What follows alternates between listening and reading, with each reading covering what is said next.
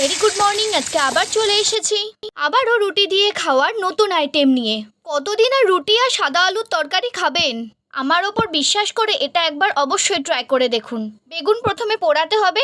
কাঁচা সর্ষের তেল মাখিয়ে নিয়েছি। অবশ্যই মনে রাখবেন বেগুন মাঝখান থেকে কেটে কিন্তু দেখে নেবেন তাতে পোকা আছে কিনা। আমি কিন্তু জানি অনেকেই আপনারা জানেন না। বেগুন ভাজা হোক বা পোড়ানো হোক অবশ্যই মাঝখানে কেটে দেখে নেবেন ভেতরে কিছু আছে কিনা। দেখুন বেগুন পোড়ানো একদম রেডি।